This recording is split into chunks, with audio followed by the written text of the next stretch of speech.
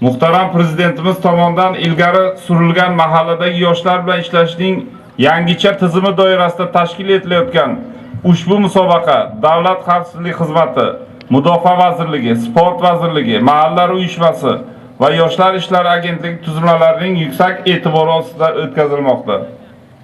Sizlar nafaqat o'z mahallangiz sharafini himoya qilyapsiz, balki ertangi kunda vatan himoyasiga qay darajada tayyor ekaningizni amalda ko'rsatyapsiz. Bu o'z-o'zidan bo'lmayapti. Buni har birimiz bilishimiz kerak. Buni orqasida hurmatli prezidentimiz boshchiliklarida juda katta mehnat yotibdi. Yaqin qo'shnichilik aloqalari o'rnatilganligi, davlat rahbarlari bilan yaqin diplomatik munosabatlar o'rnatilganligi mana shu tinchlik zamirida yotibdi.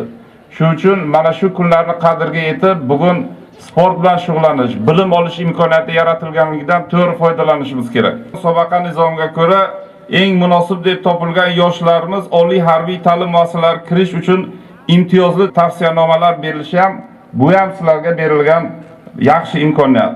Qadrli ishtirokchilar, g'ijduvon yoshlari har doim o'zining mehnatsevarligi va azmi shijoati bilan ajralib turgan. Ishonamanki, bugungi maydonda ham halol va munosib kurash olib borasiz.